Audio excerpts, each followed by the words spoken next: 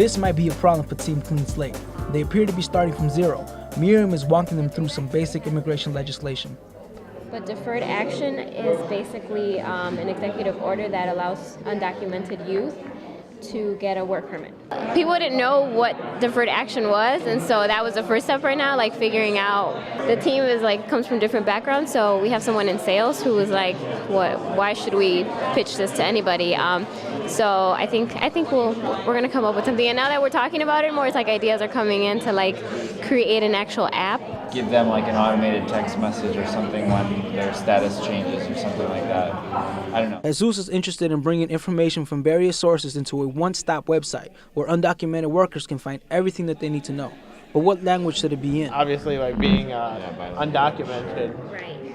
they wouldn't understand. Okay, they'd see the information, but they wouldn't really understand it. How do you feel about the stereotype that it's all Latin immigrants or it's all, Spanish-speaking immigrants? We actually addressed that because we realized that immigration isn't just something from Latin America or Spanish-speaking countries. We're thinking of maybe having Mandarin or Spanish or Polish or other languages that they could understand.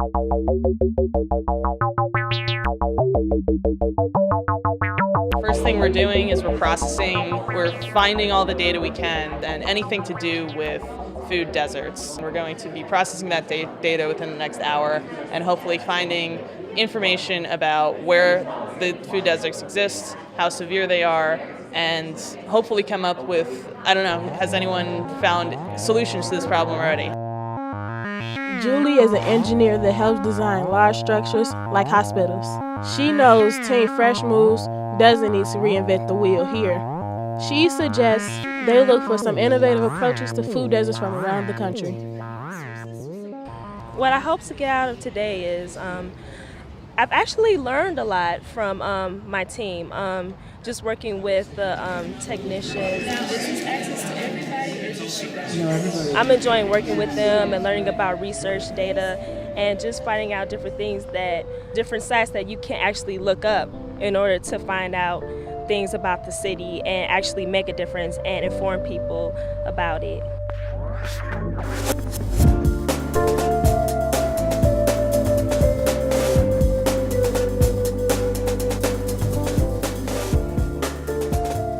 Meanwhile, over at Team Clean Slate, they appear to be going in a new direction. Someone has suggested an anonymous complaint form. And right now we gotten to the point where we're thinking about some sort of anonymous portal, to kind of mention where there's, either discrimination, low wages, or, lack of health care or lack of job security happening at.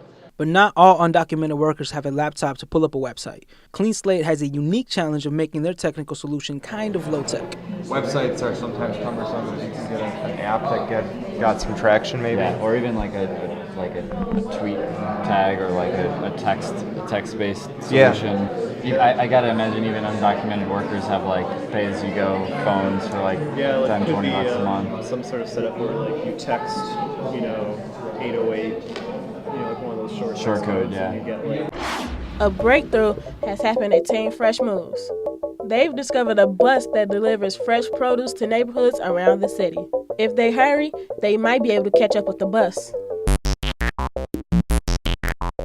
So we're actually heading out to a food desert right now.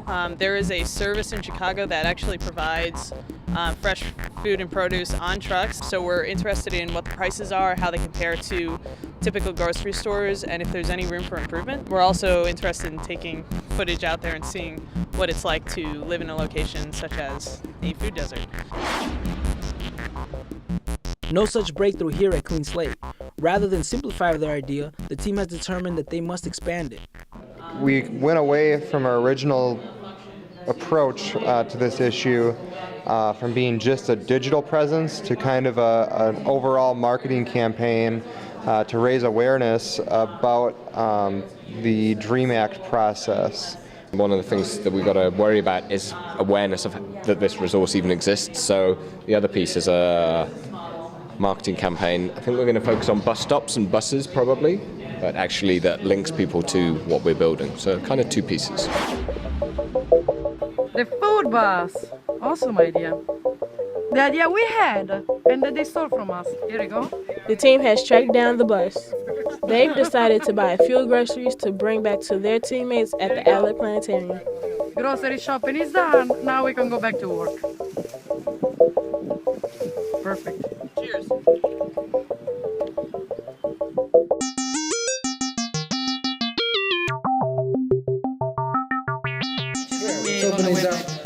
As we were leaving, he just threw us the carrots. This is a pound. It's not. Wait, that's a lot. Is this food from the truck that you guys just went to? Yeah. Fresh Moves is back with their groceries, and they have finally settled on their idea as the day draws to a close. Another idea we come up with is to develop an app which we can push out to the city and we can push out to whomever has a smartphone that would follow where these food trucks are, where the locations are going to be, update on maybe even what foods the trucks have that week, and get them ideas on what foods they can make that is healthy and things like that.